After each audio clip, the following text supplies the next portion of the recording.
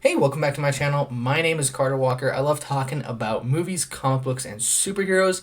And tonight, I just got out of seeing the new A24 film Civil War, written and directed by Alex Garland. It stars Kirsten Dunst, and it's about a war journalist and photographer that travels across, well, not really across the nation, around the nation as an American Civil War is happening. Have you seen Civil War? What did you think about it? Did you love it? Did you hate it? Did you wish it got more into the politics side of things, or were you okay with how it was? Let me know down in the comment section below, and enjoy the video. I was somewhat excited for this movie because I really love Alex Garland's Ex Machina, and I really do not like Alex Garland's Men. It's the only movie I've ever walked out of. I just really was not enjoying it anymore, and then the ending scene started, and I was like, yeah, I'm out. That's all I need to see. But right now, I'm going to talk about the positives.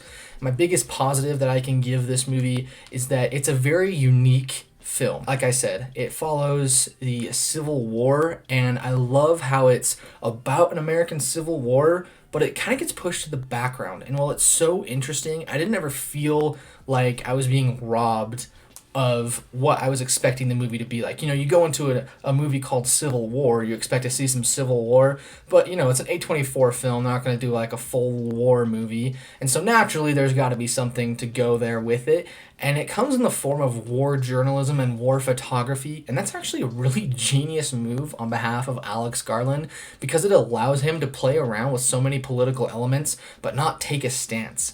Like, multiple times in this film, you see people who have guns or weapons and they're fighting other people. You don't know who they are. Like, they're just wearing camo. They don't, as far as I could see, they didn't have any, like, American flags or stripes on them. Like, I think it's the Western forces that have I almost said Canada. The California and Texas are united. They're united. And they work together, so that's pretty cool. And so stuff like that can sometimes bother me in movies, but I actually found it quite enjoyable here. I was relieved it didn't take like a hardcore stance, mostly because I didn't really want it to. I would prefer that this movie took the route it did, and I was pleasantly surprised. I really enjoyed the route they took. I loved how it just was depicting violence and the horror of war without taking a stance, and it's just telling the story. The Civil War is used as a backdrop to focus on these characters. I really enjoyed the characters. Kirsten Dunst as Lee is of course great as usual in this movie. She is just very stoic and is someone who just seems like they're so unhappy in life and is like at a breaking point, but just like pushes themselves to keep going. And I really enjoyed her portrayal here. It's very much like a strong, silent type, and she also kind of softens up over the course of the film when she talks to, I think it's Cailee Spaeny. I have no idea how to pronounce that. My favorite character of the film was Wagner Moura, though. He is really awesome. He's just so likable and like charming. You just see someone who's so driven and is so like lighthearted, but also has a little bit of baggage that he's carrying around. And I love the way that they explored these characters. There's so many moments where it'll be like someone just thinking about something, focusing on something. It'll cut to just like guns firing and chaos. And I thought that really worked just to keep me on my toes. This movie is very tense, and it has a lot of just eruptions of violence that I think worked very well. My favorite was probably a scene where they get stopped on a road, and that's all I'll say. There's someone in a house, and that's really all I'll say. I think the Jesse Plemons sequence is really good as well. He is so good in here. He's just like casually like, what kind of American are you? You know? How does that profit Frito-Lay? I don't know, just stuff like that I thought was very unique and interesting to the film. And I love how, again, circling back to that point I made earlier, it just shows snapshots. There's not really a big, like, overarching villain here. It just shows snapshots of the world and what they're going through. And they have a clear objective they're trying to focus on, a clear goal they're trying to achieve. And I think that simple point A, we're trying to get to point B storyline actually was really engaging here. The shot choice and cinematography is gorgeous, and I loved a lot of the effects here for like a big budget A24 film. I think their first big budget. It looked really great. Alex Garland, as much as I love or dislike his films, he certainly has an eye for the camera and knows how to block and format his shots very well, and he just really uses color extremely well in this film. There's a great scene where characters are just talking, and in the background, gunfire is just lighting up the sky orange. Just such an interesting visual to go with, and I thought that stuff like that just made the movie for me. It's a lot of small things in here that really just make the movie very great. A lot of people are saying it's so tense, it's so stressful.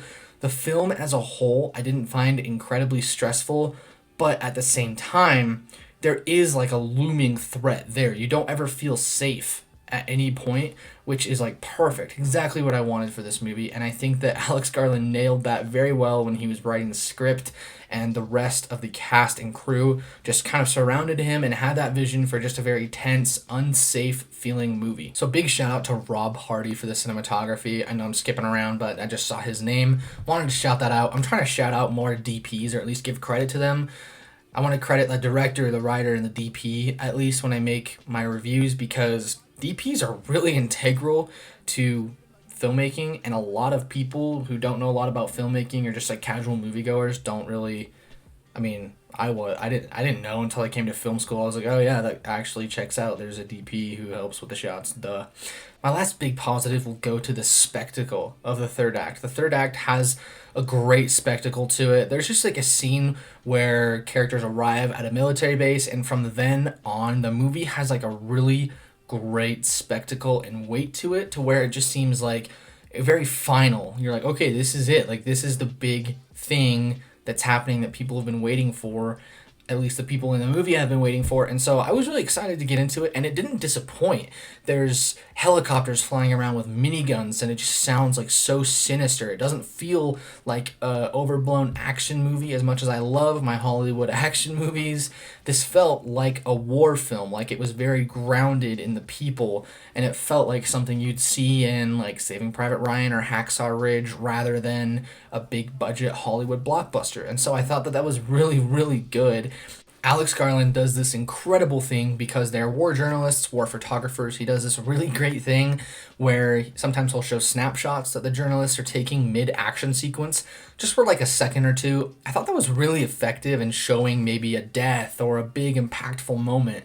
That worked so well for me. Like, it's almost more horrifying seeing it as still images than seeing it play out. Like, you see images of someone being gunned down and you're like, that feels more real. Like, it just felt a lot more realistic than seeing it in an IMAX camera. When it's just a picture, it feels like someone just took their Canon camera and just snapped a picture of it and released it. And I loved that aspect of the film. It just made it feel so much more grounded. Felt like I really had a weight to it, and it grounded the spectacle in the third act in a way that I liked. However, as positive as I've been on this movie, I did have a fair amount of issues, actually, and issues that I didn't expect to have. Just like random issues that just kind of like pulled me out of the film or just kind of took me by surprise. So by no means are these big issues. I'll get to the big one first, and then I'll kind of get into my little nitpicks. So going into the mixed, some of the character decisions here just felt very baffling to me. Especially there's like just the third act, as much as I loved the spectacle, as much as I loved how it wrapped up with the ending, there are just some decisions that felt so out of left field. And it's such a big spoiler. They're all big spoilers, so I don't want to get into it, but like certain decisions happen where certain events happen and characters are just like they go past it. They focus on it for a second, or they go past it. Someone doesn't acknowledge it, something like that. And I'm really trying hard not to spoil. It just feels like in the last act, some character relationships or choices or motivations are just kind of thrown out for the sake of getting to this one scene that closes out the movie, and that felt kind of awkward to me. It came off in a very odd way, and so that would definitely be my biggest mixed for this film. And so it kind of rubbed me the wrong way in a point where I was like, oh, I don't really like that. And I was really on board for everything. I was on board for the third act and everything until that happened. Then I was like, oh man, it kind of lost me a little, which was a big bummer. I was like, I really wanted to be on board. And if you've seen the movie, you have an explanation for it, please let me know down in the comments below. I would love an explanation or just someone's opinion on those actions or behaviors. Now on to the nitpicks that I have. Again, very minor things. My next nitpick is that the photography element is touched on in the beginning and the end, and there's not really a lot of it in the middle. I would have loved to see more of it in the middle. There's a large chunk in the middle where they just don't really focus on that angle, and it kind of bummed me out because I think there would have been some really powerful images, some powerful reveals they could have done with that. And like I mentioned, just a small nitpick. And my last nitpick, which is kind of a negative, as much as I loved the score, there are some needle drops here to like songs that aren't the score that just really took me out of it. And sometimes it worked, sometimes it really did not. Like there'd be like a rock song or like a song, like, I don't know, guitar playing over someone like screaming and crying, or like, it just felt so awkward to me at some points. And I would have loved to just sit in that intensity and sit in those choices, those moments, but it just didn't let me. And that bummed me out quite a bit. So I'd say that's less of a nitpick and more of an actual negative, but it's a personal thing. And so that will drag my score down, because it really kind of took me out of the moment, took me out of the film. But overall, guys, Civil War is really, really good. A very intense, unique thriller that has a lot of interesting and engaging imagery and a lot of great spectacle, even if some character choices did leave me baffled and I'm not entirely sure if it stuck the landing. It does end on a strong note for the most part. And I think that most people won't be disappointed when going to see this film. So overall, my personal rating for Civil War is going to be 8.5. Just missing out on that peak rating. So close, but not quite there. Well, as far as my channel goes, I'm super excited. I'm so close to 500. This is so sick. I'm still working on my intro to horror video and also an Invincible Season 2 review coming out soon. So keep an eye out for those. And as always, my name is Carter Walker, and have a great rest of your day.